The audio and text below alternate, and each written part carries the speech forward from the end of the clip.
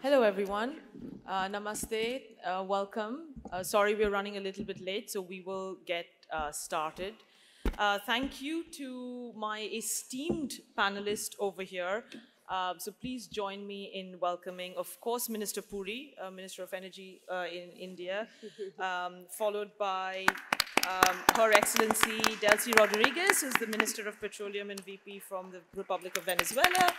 Of course, His Excellency Haitham Al-Ghais needs no introduction. He is the Secretary General of OPEC. And His Excellency Pavel Sorokin, who's the first Deputy Minister of Energy from Russia.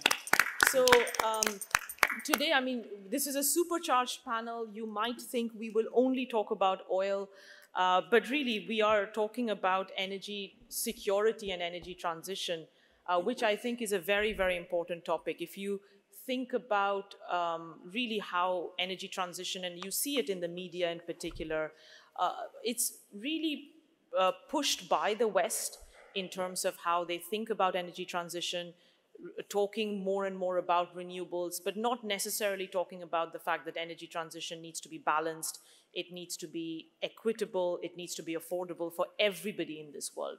I was speaking to some of my panelists earlier, and I was saying that we forget that 15% of the world's population, which is Europe and the US, consume 40% of the world's energy. So it's very easy for them to point fingers and say, okay, you in the developing world need to reduce your consumption. But at the same time, we also need to be very aware that we do need a sustainable energy future. We need a cleaner future as well. So balancing those two, of course, is very difficult, but it's not something that can just be pointed out and said, okay, you just have to reduce your consumption, right? It needs to be a balance. So Minister Puri, I think I'm going to start with you, sir.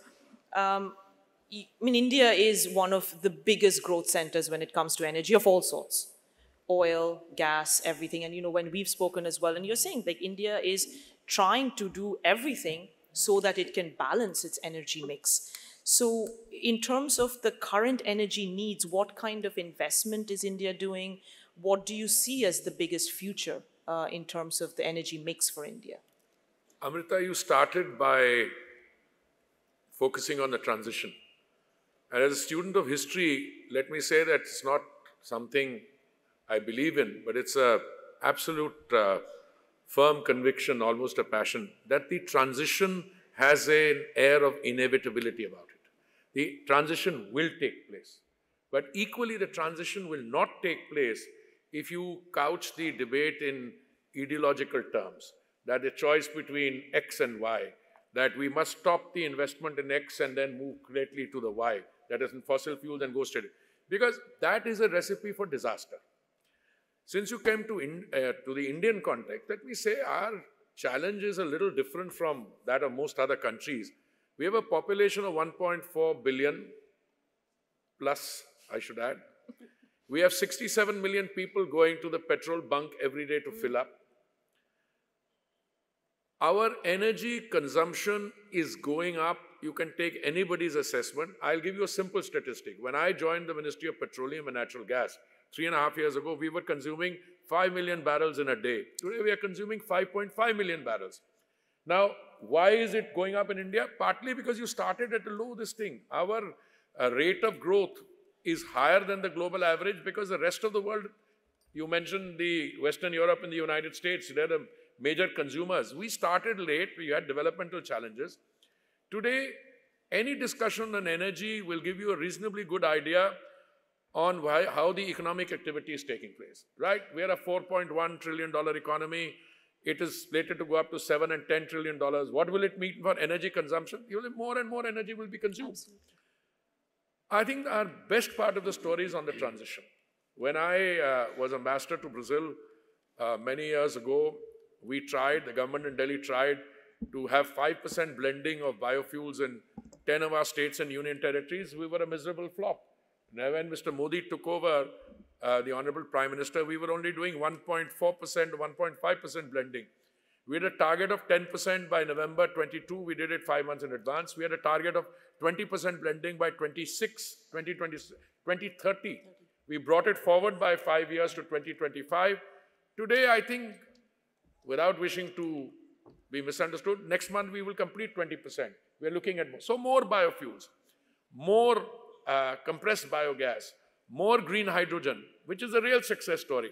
But let's be clear, fossil fuel, oil and gas is going to be around for a long time. Therefore, I was very happy in this morning's ministerial panel that my distinguished colleagues struck a realistic tone.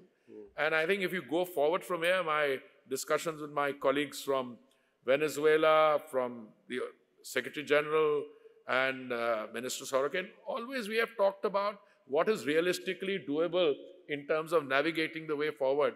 There must never be, and this is the trilemma, must never be an energy shortage. There must be availability at all times. There has to be affordability, and it has to be couched in strong sustainability. By the way, as I think it pointed out, the Honorable Prime Minister did this morning, out of the G20 countries, we were the first to meet our Paris commitments. No, thank you. And I think this is exactly the framing, right? That you can't talk about energy transition without talking about sustainability, affordability, which often, and the fact that it needs to also be equitable, right? And that's something we often forget. I know Haitham will scold me for even calling it energy transition, because you always say it's additive, you know, transition has begun. It's been happening since the 1970s and 80s. We used to, I think, back in the 1980s, fossil fuels used to be 82% of the energy mix. Today, it's still 81%. We haven't moved in 5 decades, right? You've done, and Dr. Ayed, who's in your team, has done some really great work in talking about how oil demand is continuing to progress. I think India is a great example of that. And you're predicting it's going to reach 120 million barrels per day by 2050. So how does OPEC plan to balance energy security, right? Clearly, OPEC represents oil countries, but you have been very outspoken in also talking about other forms of energy and the need for it to be a balanced future. Thank you, Amrita. I think it's a very important question, but let me start by first thanking you, Your Excellency, Minister Puri, my dear brother, for inviting me to be amongst this distinguished panel with Her Excellency Vice President Delsi and my brother Pavel. It's all about balance, and I think this is the theme and the tone we saw this morning also on this distinguished panel with ministers, with Minister Puri.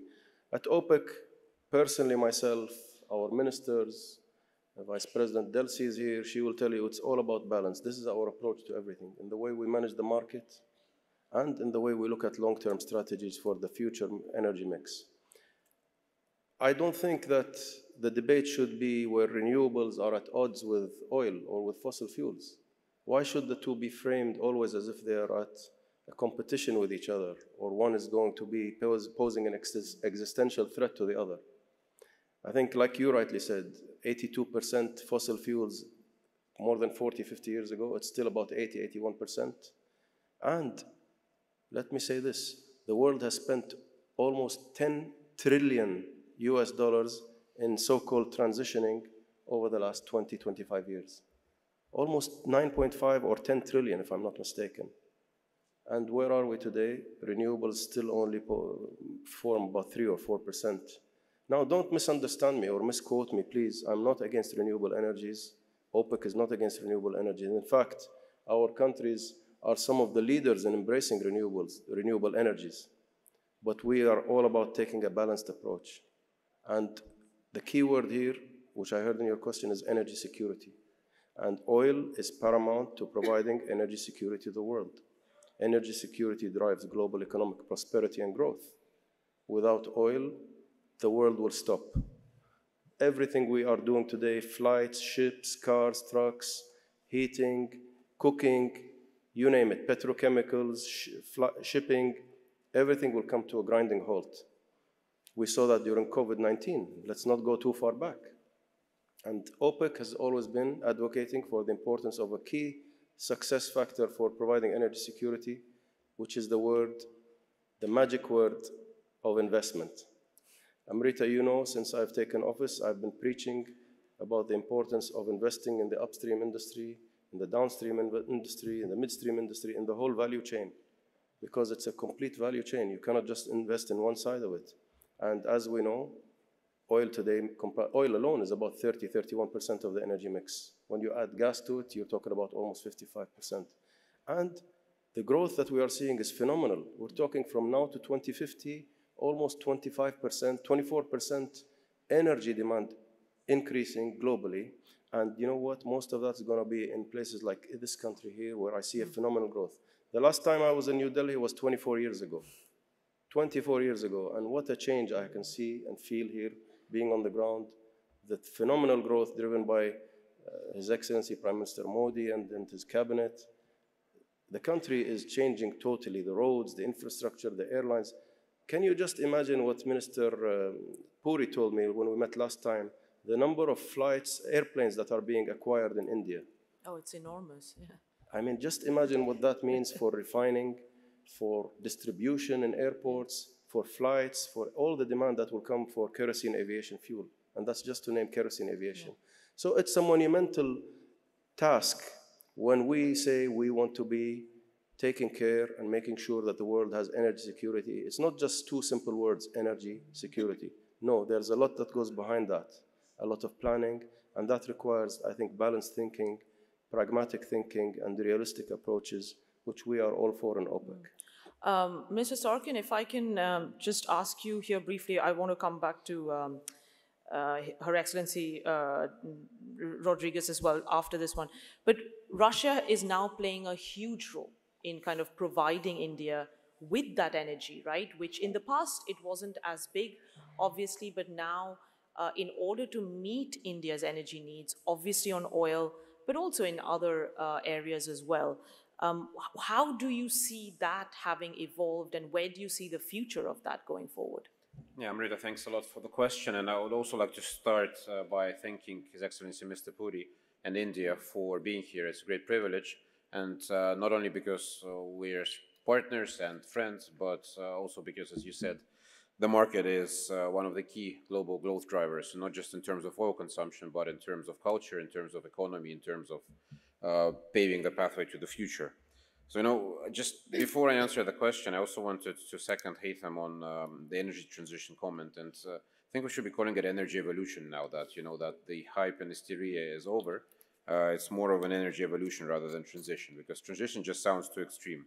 Yeah. If oil and gas and traditional sources, I mean, look, even wood is still a major source of energy, like it was, I mean, in terms of absolute numbers, even bigger than it was 300-400 years ago. But in terms of share, it's small. But we're evolving, and I'm very glad to see that we're now evolving in a much more mature and in a with much less hype around it. So in terms of the market and supply, I mean, I think we should look at it in a slightly different way. There is a single market. We're still, we live on the same planet. And there's a huge need for energy. And the economy is growing, you know. There's a larger number of people, more people are entering the middle class, more people are becoming better off. You know, but unfortunately, you know, politics still play a very big role. And so far what we have seen is that politics, they have not helped, at least over the past 5 years definitely, to bring energy to the people and to bring it in an equitable way, as you've mentioned. And all these political events, what they have led to is an increase in energy prices, into changing of trade routes, and in just simply in creating significant doubts about whether the global legal system can actually sustain itself and can actually help us develop properly. So just think in a broader picture. If one country can be economically attacked like that, what does it mean for long-term investment, which any country does in a different place, if there's no legal system to protect it? That just means that your risk premiums increase for everything. So the risk premium for investing in energy has increased globally, and that means consumers have to pay for it. And you've made a very good comment at the beginning that some countries have been, and His Excellency Mr. Puri also commented on that, have been pretty much emitting gas, CO2, over the past 200 years. And why don't we look at cumulative emission and cumulative abatement, and the same goes for everything. So you cannot just look at a small time period. You have to look at everything. So we ourselves, we're pragmatic. We value our relationships, and we will continue supplying the market. We have competitive resources in terms of the economy. And no matter what pressure is exerted, we'll continue being in the market in a pragmatic way without putting politics into it. Yeah. So that's why, I mean, I don't want to focus, on specifically volumes or how it is supplied, but the market needs it. There is no other oil or energy which can replace it without having the world incur a huge cost. And we definitely don't want that. We want a balance between consumers and producers so that we give the market what it wants and the market takes what it needs. And that all is settled at a price which suits both sides. So we'll continue working with that logic in mind, with anybody who is pragmatic and reasonable. No, I think the point you make is so true, because otherwise it's hugely inflationary, right? And we've seen that, what it can do if oil gets constrained. But Your Excellency Rodriguez, I think you've made this point before as well. You really mentioned equitable, right? Like, that is very important from where you come from and how you see the world. And I think I'm born and brought up in India, and I can very much say that the energy costs, energy infrastructure, it's so important for every single person, right, who is from here. So how do you see, and what role does Venezuela play in that, the equitable future for energy? Muchísimas gracias. Bueno, primero que nada, agradecer al ministro Puri por permitirnos participar y traer la voz de Venezuela en este evento tan importante, el segundo evento en relevancia a nivel internacional. Quiero, por supuesto, como país miembro de la OPEC, saludar a nuestro secretario general, que siempre nos llena de orgullo, a un querido hermano viceministro de Petróleo de Rusia y, bueno, nuevamente al ministro Puri. Yo creo que, como han dicho mis predecesores, la discusión que se dio en el panel de esta mañana es fundamental. Y creo también que hay que contextualizar. Ha dicho el ministro Puri que la transición va a llegar, pero yo coincido que más que una transición es una evolución. El punto está en contextualizar cómo ocurre esa evolución, ¿no? En un mundo completamente desigual, donde no todos tienen acceso, por ejemplo, a la electricidad, donde el 9%, según el reporte de las Naciones Unidas, el 9% de los pueblos del mundo no acceden a energía eléctrica. Eso supone 685 millones de personas que no acceden a la energía eléctrica, o un número tan desigual como que el 19.5 millones de habitantes de la ciudad de Nueva York consumen la misma electricidad al año que 791 millones de personas del África subsahariana. Cuando hablamos de la evolución, tenemos que preguntarnos qué tipo de evolución queremos. Queremos una evolución que respete el trilema energético, que respete la seguridad energética, que respete la accesibilidad energética y que respete, por supuesto, la responsabilidad climática. Ese trilema energético hoy está completamente vulnerado y alterado. ¿Por qué? El 26% de la producción, por ejemplo, de petróleo del planeta diaria está bajo sanciones ilícitas e ilegales.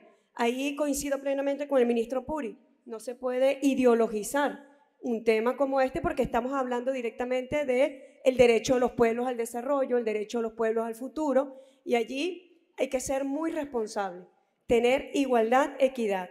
Tú me preguntas por el papel de Venezuela. Bueno, el presidente Nicolás Maduro siempre ha señalado, las reservas petroleras más grandes del planeta deben estar al servicio del desarrollo de los pueblos, con acceso igualitario, con compromiso climático. Pues nosotros tenemos que pensar, y esto es algo que siempre discutimos en el seno de los países OPEC, el compromiso climático. Nosotros no estamos en contra de la energía renovable, todo lo contrario. Es imposible hablar de un futuro sin que todas las formas energéticas puedan atender un crecimiento de demanda como está previsto, por ejemplo, un crecimiento del 25% de aquí al 2050. Entonces, todas las energías, y yo quiero destacar el papel de China, de India, serán las grandes economías del mundo en el 2040, 2050, pero ellos también han entendido que deben complementarse todas las formas de energía, las energías no renovables, las energías renovables, en un solo interés común, pero el interés común debe ser el beneficio de los pueblos. Así que el papel de Venezuela debe ser responsable. Y yo denuncio en este espacio que lamentablemente tener posturas absurdas de sanciones ilícitas y legítimas contra productores petroleros, bueno, ataca justamente el trilema energético que permita la seguridad energética futura, porque son inversiones que están dejando de hacerse en países que tienen inmensas reservas energéticas y son inversiones que están dejando de hacerse para un futuro. Ya sabemos, esos son números, eso no son posiciones subjetivas. Ya sabemos que las energías renovables no van a alcanzar la meta que estaba prevista ni para el 2030, ni para el 2040, ni para el 2050. pero nosotros tenemos una responsabilidad climática que atender y que es ineludible y es impostergable. El balance del año 2024 fue el año más caluroso de la historia y fue el año del mayor número de emisiones en la historia. Nosotros sabemos que hay una realidad climática que atender y que resolver, pero hay que hacerlo, como ha dicho el secretario Haitham, hay que hacerlo con objetividad, con responsabilidad, porque hay una situación climática que no la crearon los países del sur global, pero que ahora se les pide que paguen una factura del cual no fuimos partícipes. Y por eso digo que tenemos que empujar en común, donde incluso las metas que supuso el Acuerdo de París quedaron completamente desfasadas. Así que bueno, en nombre de Venezuela y del presidente Nicolás Maduro, nosotros hablamos de que esa evolución, el futuro energético debe hacerse con mucha responsabilidad, sin sanciones ilícitas que pesen de una forma tan absurda sobre el futuro, de cómo se compromete el futuro, que esas inversiones vayan a captar, a almacenar emisiones CO2 y todos los recursos deben estar dirigidos justamente de manera responsable a investigación, a tecnología para apaciguar la terrible emergencia climática y que sobre todo esa evolución se haga con equidad y con igualdad y acceso de los pueblos. Thank you. No, that was, and some of the words you said were very, very important, right? Energy trilemma being one of them, and investments. Minister Puri, you've talked a lot about trilemma. I've heard you speak about this as well. And, you know, you're doing an amazing job in inviting a lot of private sector, but also encouraging public sector companies to really engage in this and invest in diverse set of really affordable energy supply, to give affordable energy supply to consumers. So what is, like, how is India reshaping the trilemma, right? I think India is doing a phenomenal job despite being a consumer of all energy, not really a big producer. So, you know, where do you see that path going? Well, Amrita ji, let me first say that when you talk about transition, the question inevitably comes up, and the Honorable Vice President was referring to 2040, 2050. It's in everybody's mind. You know, in my speaking notes for today's sessions, one of my very bright researchers said that in 1956, there was somebody in Shell who predicted that oil would peak by 2000. And it created a lot of confusion, a lot of confusion. Now, you know, he made the prediction and the consequences had to be taken by the others. And then came along other sets of very well-meaning people who said, now we must transition, we must end this, end that. Again, it created a lot of confusion because some investments into traditional energy Didn't stopped. happen, yeah. And then, you know, as it is, you know, if you have a well today, 2 years later, its productivity diminishes. Over a period of time, it goes down. Again, kinds of confusion. Look, I am not into the projection game, but I think those of us who are working for governments, we have a moral duty to make sure energy is made available on a constant basis to our consumers. And I think this projection that oil is going to peak by 2000, or to say it's going to peak by 2020 or 2030, all of them have an underlying streak of, I want to be very careful with my words, but you know, this is not the real world. I mean, some of my best friends are in the debate who say that, you know, we must make sure this must stop, you must stop doing this, must stop doing, they can't do doing the stopping even in their own homes. But the real issue today is that the transition is inevitable. It will take place. And we may be making another mistake. We may be saying 2040, 2050. What happens tomorrow, let's say, not now, but say 10 years from now, when the production of green ammonia and the electrolyzer production takes place? We've already got solar energy produced at a much cheaper rate. And nuclear energy comes along. Yeah. Small modular reactors, which there is a lot of discussion. We missed the bus once. We did from India. We were very upfront. We signed an India-US civilian nuclear energy deal. We had an India-specific IEW safeguards agreement. But what happens if all these things happen? You may not be looking at 2040, 2050. So the main purpose, Amrita, as I see it, is that you should manage the present. And manage the present, what is India doing? Very clear. Biofuels, we are stepping on the gas. Literally as a pun, but biogas, CBG, We are also doing very well on renewables. The Prime Minister talked about our targets. Green energy is a story which I don't think the narrative is out sufficiently as to what is happening, that 5 million metric tons for 2030 target. I am one. I tell my companies, this is a very conservative target. You'll do much better than that. So if we are clear that we are all participants in a process in which there are a lot of moving parts, and none of us really, I'd like to say that my brother Haitham is in charge of the one big part of it. OPEC Plus puts a lot of oil on the market. But I think I know him well enough. He will also be the first to tell you that, look, we can control it up to a point. Where is it going further if there is more oil coming on the market? My view is that more and more energy will come on the global markets. Now I'm choosing my words carefully. There'll be more traditional energy. The Western Hemisphere today is producing more than ever before. Brazil, Guyana, Suriname. The US is, I think, the largest producer at 13 million barrels a day. They're putting another 1.6 million barrels of oil into the market if that happens. Canada, so many other places. Now, you said we are more a consumer, and look, we had a problem. There was something called a dull decade between 2006 and 16. Nothing happened. And you know, this is a business, you require a lot of money. Then, even you get the money, you do the drilling. It costs about, what? Offhand, $4 or $5 million for a normal well and about 20 times that much for a offshore one. And then when you drill it, when you hit the thing, it takes another 10 years to this thing. So we suffered. But today, E&P in India is picking up. And I think the good part of the India story is that our biofuel blending and other things are happening even as our consumption is going up. So if the base fuel is 20% now, and we are going to now thinking of what to do beyond 20%. But I think India is acutely conscious that we need to have it anchored in this. But we are not wanting to be, irresponsible about it.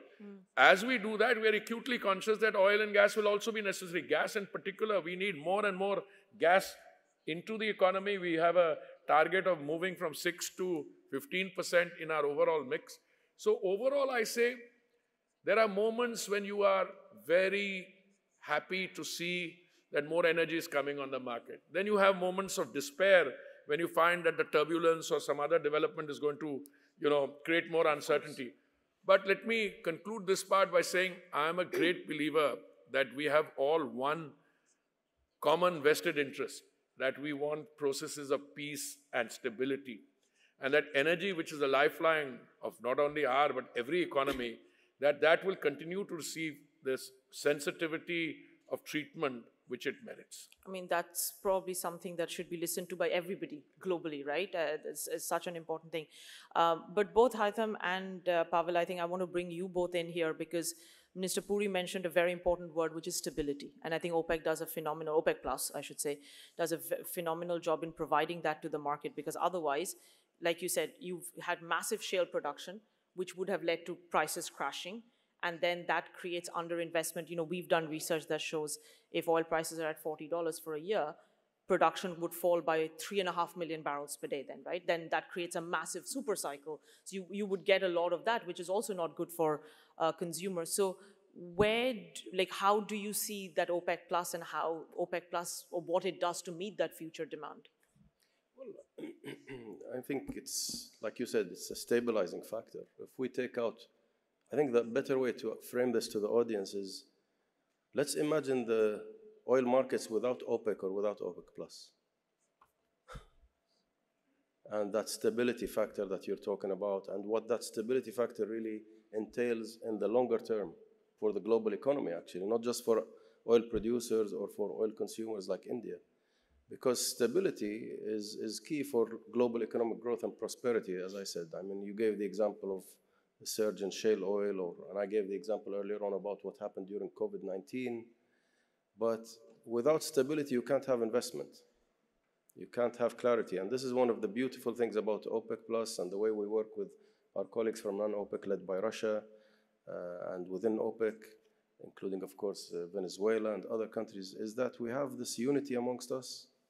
We have these mechanisms in place where we work together, we read the market, we analyze the supply-demand. away from political considerations, purely on sound technical considerations, and we take the decisions that provide stability to the market. And this is not just me saying this as OPEC Secretary General. Honestly, you have to read the US Federal Reserve. There was a paper done by the Board of Governors last year about OPEC Plus decisions and how the communication by OPEC and OPEC Plus has been very clear to preserving stability. Communication is essential, and this is what we are doing. The other thing is a paper done by Oxford University, actually, the Oxford Institute for Energy Studies. A few years ago, I think it was 2018, a published paper, you can all find it on the internet, showing the added value that OPEC and its decisions, or OPEC Plus now and its decisions, bring in terms of value to the global economy. If I'm not mistaken, it was like around $200 billion per year in terms of the stability it provides as a cushion, as you were saying. So this is something that is in the core of our objectives always. And like you said, and I believe it's very clear and very important to make this point extra clear, crystal clear to the world, that stability that we provide really creates benefits for the longer term, provides the stability that's required for investors to invest, because this is not an industry where you decide to invest today and you switch off tomorrow. This is something that takes a long lead time. In some cases, you decide to invest today, production comes after 5, 6, 7, even longer years. And without that stability, I think if you look at oil also, last year, oil was probably the least volatile commodity, and I think that's greatly down to the decisions and the clarity of the decisions we take at OPEC+. So this is our objective, this is what we will keep doing, and we keep always the longer term in our radar when we try to take these decisions. And I think you've been extremely successful. Yeah, just to add on that, you know, think about it as when central banks target inflation, you know, they're not just targeting inflation at the moment, they're targeting inflation expectations. Because even if you're okay today, it doesn't mean that you'll be okay tomorrow if everybody in the economy expects prices to pick up. It's the same here. I mean, energy, it's extremely important. It's the backbone of any economy. But at the same time, it's in a way, it's a service sector. Everybody expects to have energy all the time. And His Excellency Puri outlined the trilemma. So it should be available, it should be priced properly, and it should be sufficient. And in order for that to happen, people need to know that you're not going to have a spike of prices at some point, which can completely derail any economy. So, I mean, well, for 70% of the world, prices doubling, that's critical. I mean, if you're printing money, then maybe it's okay, but for everybody else, that could be a problem. And that's why 40% of production, which is the OPEC and non-OPEC group, taking responsibility for that reasonable approach, in our view, it has helped over the past 8 years to prevent many crisis situations and give people visibility. I mean, I know a lot of people criticize us, you know, and say that, you know, it's for the price, but it's not, because prices are not exorbitant. Prices now, currently, they give a decent level of return for reinvestment, and at the same time, they give all consumers visibility, and they give a decent price for consumers to actually plan their businesses and have a proper return on their business, where energy is the backbone. So it's, if anything, I could say that it's one of the unfortunately, not many examples in the world where an international organization has actually been agile enough, coherent enough, and reacting sufficiently quickly to solve problems. I mean, can you name any other organization in the world, unofficial, because it's not a formal organization, which has managed to achieve such results so quickly and without actually derailing anything? I think it's unique in this sense. And the size it is as well, it's impressive, right? With so many different political interests inside the group, but people still getting together to actually act pragmatically. I think the one point you made, which really should be emphasized, is that every investment, right, private or public, it needs a return, and we forget that often. Because the point is that energy is not going to be free. Somebody has to invest and needs a return to be able to make that investment decision, right? Be it a refinery, be it upstream, and I think you see that across the board. I'm conscious of time. We've got less than 5 minutes. Your Excellency Rodriguez, in terms of your view and Venezuela's opinion in terms of energy demand, right? Like, how do you see Venezuela playing, or what role does it play? Very briefly, if you could outline, especially given Venezuela has got so much heavy oil reserves, which India requires. Indian refineries are very complex. We are seeing, if anything, heavy reserves decline in other parts of the world, like Mexico. So, you know, just give us a little bit quick thoughts on that. Voy a responderte en parte volviendo a lo que has venido conversando, tanto con el ministro Puri, el secretario general, y con Pavel. Fíjate, si ideologizamos las relaciones energéticas, eso sin duda alguna tiene un impacto en el mercado energético y en la economía mundial. Solamente pensemos, y el secretario general de la OPEC sabe de lo que estoy hablando, pensemos qué ocurría en el mercado energético internacional antes del gran acuerdo OPEC+. Vivíamos tiempos de turbulencia, vivíamos tiempos de inestabilidad, de incertidumbre. Y este acuerdo ha permitido tener un equilibrio y ha permitido tener estabilidad. El año 2024 cerró en estabilidad en el mercado internacional, pero también en la economía internacional.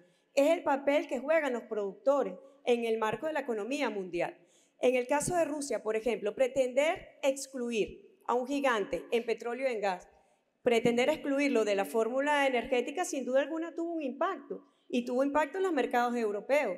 Y bueno, y eso reconfiguró y ha tenido no solamente impacto económico, ha tenido también impacto político y geopolítico. En el caso de Venezuela, pretender excluir al país que tiene las reservas de petróleo más grandes de este planeta es un absurdo.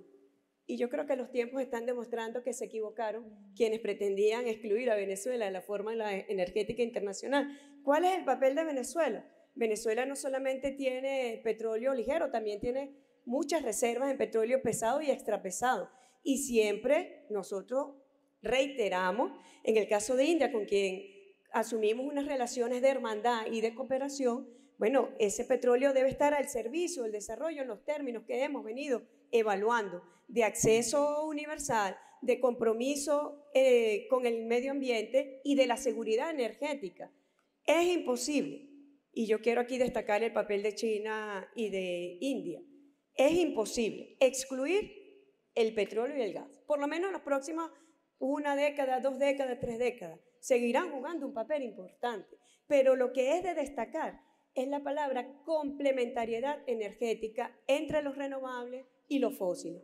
India sabe de lo que estamos hablando porque India tiene biocombustible, tiene energía nuclear, lidera la alianza solar, tiene energía eólica y tiene también petróleo y gas. Es una combinación, es una complementariedad energética, al igual que China, que es líder en energía solar, pero China también combina otros tipos de energía. Así que esas matrices energéticas deben garantizar la demanda que está ocurriendo y que va a venir creciendo, es lo que se proyecta. No estamos proyectando otro tipo de situación, no somos pitonizos, pero en base a ese escenario tenemos que garantizar la seguridad energética y solamente se puede dar de forma compasada, de forma equilibrada y de forma en que todos participemos, pero participemos con responsabilidad hacia el medio ambiente. Thank you. Obviously, we are out of time, but since I'm the moderator, I can have the privilege of one final question to everyone, but very, very brief answers. Minister Puri, you rightly pointed out, I think, making forecasts, especially long-term, can be quite foolish in this industry. And I think as an industry, we've been terrible at forecasting oil demand. We keep calling for the peak of oil demand, gas demand, and it kind of continues to grow. I think you've been extremely eloquent in really highlighting the diversity, I think biofuels being the biggest success story, if you ask me, for India. But I'll come to you last. You should have the final words. So I'll just throw it out there. Despite knowing we're not very good at predicting, if you had to pick one energy, right, which you are saying, okay, in the next 50 years, whatever your time frame is, comes out to be the winner, what would that be? Pavel, I'll start with you, and we'll go in this order. Hydrocarbons. Oh, that's a good answer. I mean, that'll be the winner over 50 years. And I mean, demand will peak when population peaks. Oh, that's a clever answer. He's covered off oil, gas, and like his hydrocarbons. What's your answer, Haitham? I would say predicting, like you were saying, that the industry has been bad at predicting. It's not, I don't think that's, with all due respect, I know what you're saying, yes, yeah. Some in the industry. Some, and yes. you want me to name them, I'll name them. I think you know the names I have in mind, yes. But they have gotten peak gasoline wrong, they have gotten peak coal wrong, they have gotten peak oil wrong, and they've got everything wrong. Everything wrong. Peak emissions as well. Peak emissions wrong. Yeah. At OPEC, I'm proud to say my team, we've been doing this for 65 years. We've been doing excellent research. Yes, maybe some don't like the research and the results we give, but I can say that there is not going to be any peak in oil demand. So you're choosing oil. Your Excellency Rodriguez? Te pregunto, ¿cómo haces para tener los paneles solares, la energía fotovoltaica? Todo tiene un basamento, petroquímica, petróleo, gas, así que los hidrocarburos. Con toda la discusión, por eso he dicho que debe hacerse con gran compromiso ambiental, pero es una realidad. Si tú vas a hacer un panel solar, necesitas resinas, necesitas acero, o sea, necesitas sin duda alguna componentes que tienen como su base primaria el petróleo y el gas. Mr. Puri, your choice. No, it's very easy to sit here and say it's one or the other. No, of course. Life never operates like that. This is my view as a student of history. Very true. I think when my distinguished panelists, colleagues, the one in the extreme left says oil and gas, then Haitham, I didn't expect him to say anything other than oil and gas. And then, but let me be the sole dissenter here. Which is why Yes, I think oil and gas will be around for a while, and I don't want to define the while. But I think the change is going to come ultimately from green hydrogen and nuclear. Biofuels will be around. Biofuels will go up. I mean, you'll have E100. Singh, we had a mobility conference here recently. When I was walking in, somebody whispered to my ear, there were 19 new flex fuel vehicles on display. I thought they were prototypes. No, they're entering the market in 3 months' time. We're selling E100 as a fuel in 400 places already in India. But those will be supplementary add-ons. The real revolutionary change comes when the price of green hydrogen comes down. If it comes down to around $3 per kilo, it'll take a little time, but not more than 5-7 years. When electrolyzers are around, you will see a massive shift. I mean, I can't think of, if India is spending $150 billion on its import bill just now, it'll go up. But if you get green hydrogen at $3 a kilo, there will be a massive shift and the investment patterns will change. But I agree with them, oil and gas are going to be around for a while. And since we plan for our immediate short and medium term, I think we should be acutely conscious of that. But I think the point you make on nuclear is also very important. Nuclear 100%, because ultimately the efficiency and the cost that you can get out of It's that, unparalleled. if small modular reactors, if they take off, yes, that will be a great help for net zero. For sure. Okay, well, please join me in thanking the fantastic panel. We've had a great discussion. Thank you, every one of you. So again, I think we've really managed to educate the audience very, very well about energy security. So thank you again very much.